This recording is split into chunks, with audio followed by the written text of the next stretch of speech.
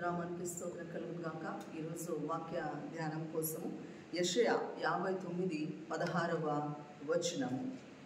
సంరక్షకుడు లేకపోవట ఆయన చూచెను, మధ్యవర్తి లేకుండుట చూచి ఆశ్చర్యపడెను. కాబట్టి ఆయన బాహువు ఆయనకు సహాయము చేసెను, ఆయన నీతి ఆయనకు ఆధారమైనను. దేవునికి స్తోత్రం కలుగును గాక. ఇక్కడ తండ్రి అయిన దేవుడు ఇక్కడ చేరొచ్చిన మనతో అందరితో కూడా ఏం చెప్తున్నాడంటే, ఎప్పుడు కూడా మనమే అడుగుతుంటాం.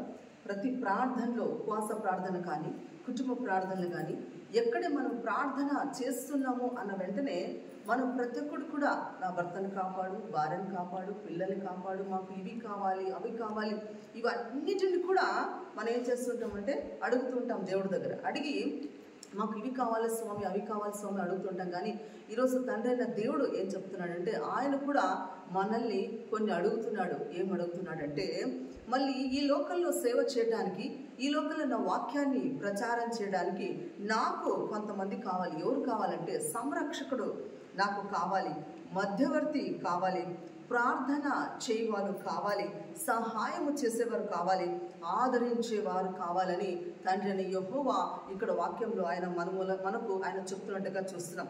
ఏంటి సంరక్షకుడు అని చెప్పినప్పుడు, ఈ లోకంలో జరిగే సేవని సంరక్షించడానికి, కాపాడడానికి కొంతమంది నాకు విశ్వాసులు కావాలి, సేవకులు కావాలి అని అడుగుతున్నాడు. ఈరోజు సేవ అయితే జరుగుతుంది, కానీ ఎన్నోసార్లు సేవ దిగజారిపోయినట్లు, పడిపోయినట్టుగా మనము చూస్తూ ఉన్నాము.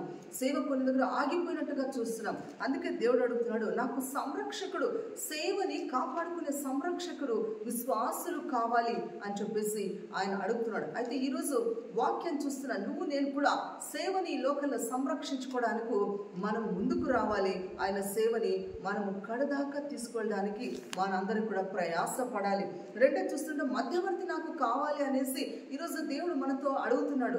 ఎవరు ఈ మధ్యవర్తి అంటే, మనం ఈ దేవుని దగ్గరికి అనేక మంది ప్రజలు తీసుకెళ్ళడానికి మధ్యవర్తి కావాలి అని అడుగుతూ ఉన్నారు. ఈ లోకంలో ఎంతో లక్షల మంది ప్రజలు రోజు కూడా నశించిపోతున్నారు, అనేకులు చనిపోతున్నారు, వాక్యం చెప్పే వాళ్ళే లేకుండా ఉన్నారు. ఎన్నో కొండల్లో కానీ, అడవుల్లో కానీ, ఎన్నో ఒక దగ్గర చూస్తుంటే ఎవరికి అక్కడ సిటీలో కూడా ఈరోజు యేసుప్రభు అంటే మాకు తెలీదు అంటున్నారు.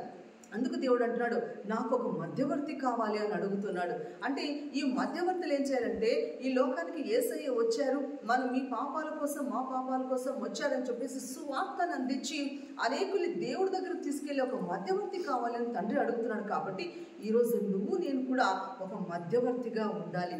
దేవుని దగ్గరికి అనేక ప్రజలు నడిపించడానికి మధ్యవర్తిగా ఉండి నడిపించినట్లయితే ఖచ్చితంగా దేవుడు నిన్ను, నన్ను, మన కుటుంబాన్ని కూడా ఆశీర్వదించే దేవుడుగా ఉన్నాడు. మూడు చూస్తున్నా ఆయన అడుగుతున్నాడు, నాకు ప్రార్థన చేయవారు లేరు కదా అని చెప్పేసి. ఈరోజు ఎంతమంది మనం యేసయ్య నమ్మామో, రక్షింపబడ్డామో, సంఘ సహవాసంలో ఉంటున్నాం. అయితే ఎంతగా మనం ప్రార్థన చేస్తున్నాం? ఈరోజు మన కుటుంబాల కోసము, మన అవసరాల కోసం మనమే ప్రార్థన చేస్తున్నామా? లేకపోతే నశించిపోతున్న ఆత్మల కోసం, ఇక ప్రజల కోసము, బయట ఉన్న అనేక అన్ని జనుల కోసం ఎంతమంది ఈరోజు మనం ప్రార్థన చేస్తున్నాం? మన కుటుంబం కోసం ఎలా అయితే, మన అవసరాల కోసం ఎలా అయితే మనం ప్రార్థిస్తున్నామో, అలాగే ప్రపంచంలో ప్రతి మనిషి కోసం, నశించిపోతున్న యవనస్తులు కావచ్చు, వృద్ధాప్యంలో ఉండే కావచ్చు, చిన్న బిడ్డలు కావచ్చు, అందరి కోసం మనం ప్రార్థన చేసి అనేకులకు యేసయ్య సువార్త అందించబడాలి, వాళ్ళ రక్షణ రావాలని చెప్పేసి మనము ప్రార్థించే వాళ్ళగా ఉండాలని తండ్రి ఈరోజు కోరుతూ ఉన్నాడు. తర్వాత మనం చూస్తున్నాం, సహాయం చేసే వాళ్ళు లేరే అని ఆయన అడుగుతున్నాడు. ఆయన అంటున్నాడు, మీరు సహాయము చేయండి. ఎవరికి మనం సహాయము చేయాలి? ఈరోజు ఎంతో మంది బీద ప్రజలు ఒకవేళ మన సంఘాల్లో ఉండొచ్చు, మన బంధువుల్లో ఉండొచ్చు, ఇరుగు పొరుగున ఉండొచ్చు, ఈ లోకంలో ఎంతో మంది బీద పరిస్థితుల్లో ఉండొచ్చు. వాళ్లకు మనము సహాయం చేసే ఒక ప్రజలుగా ఉండాలి. ఎందుకంటే దేవుడు ఈరోజు మనల్ని ఆశీర్వదించి ఒక బీద పరిస్థితిలో ఉన్నప్పుడు ఈరోజు ఆశీర్వదించి మనం ఇంత గొప్పగా దీవించిన దేవుడు, మనం కూడా బీద స్థానంలో ఉన్న వాళ్ళే, లేకపోతే కష్టంలో, బాధలో, ఇరుకులో ఉండే వాళ్ళకు మనం కూడా చేతనంత సహాయము చేసినప్పుడు దేవుడు మన కుటుంబాలు ఇంకా ఎక్కువగా ఆశీర్వదిస్తాడు, దీవిస్తాడు అని చెప్పేసి వాక్యాల్లో చూస్తున్నాం. తర్వాత అంటున్నాడు ఆయన, ఆదరించే వాళ్ళు లేకపోతున్నారు, నాకు ఆదరించే వ్యక్తి కావాలి అని చెప్పేసి. ఈరోజు మనము బాధల్లో, ఇరుకులో, ఇబ్బందుల్లో, రోగాల్లో ఉన్న వాళ్ళని ఆదరిస్తున్నామా? మనం ఆదరించే వ్యక్తులుగా ఉండాలి. ఎందుకంటే అనేకులు నశించిపోతున్నారు. వాక్యాలు మనం ప్రపంచంలో చూస్తుంటే అనేక మంది యవనస్తులు కూడా ఈరోజు ఎంతోమంది డిప్రెషన్లో పోయి ఆత్మహత్యలు చేసుకొని చనిపోతున్నట్టుగా మనం చూస్తున్నాం. అలా కాకుండా ప్రతి బిడ్డ యేసయ్య గురించి తెలుసుకోవాలి. వాళ్ళందరూ కూడా యేసు ప్రభువుని నమ్మి రక్షింపబడాలి. క్రైస్తవులుగా ఉండి వాళ్ళు రక్షణలో ఉండాలి. పరలోక రాజ్యానికి నీలాగా నాలాగా వారసస్తులుగా ఉండాలంటే వాళ్ళని ఆదరించే వాళ్ళగా మనం ఉండాలి. ఎవరైనా మనకు తెలిసిన వాళ్ళ బాధలో ఉండి దుఃఖంలో కన్నీరులో శోధనలో ఉంటే వాళ్ళని మనం ఆదరించాలి. మన చేతులంత సహాయం చేయాలి. ఒక చక్కని మాటలు చెప్పాలి. వాళ్ళని ఆదరించి ప్రార్థన పూర్వకంగా ఆదరించినట్లయితే ఖచ్చితంగా వాళ్ళు నీ మూలంగా నా మూలంగా యేసయ్యని తెలుసుకొని ఈ మందిరాలకు వస్తారు. అంతేకాకుండా రక్షణ నడిపిస్తారు. అందుకే ఈరోజు తండ్రిని దేవుడు మనతో ఏం మాట్లాడుతున్నాడంటే, ఎల్లప్పుడూ మీరు మీ అవసరతల కోసం నన్ను అడుగుతుంటారే, మీ అవసరతలన్నీ కూడా నేను తీరుస్తున్నానే.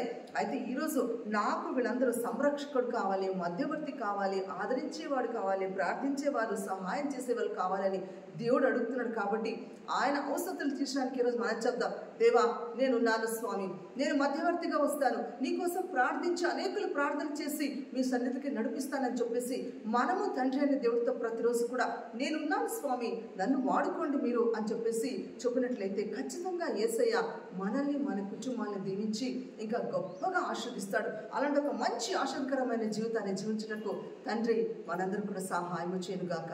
ఆమేన్.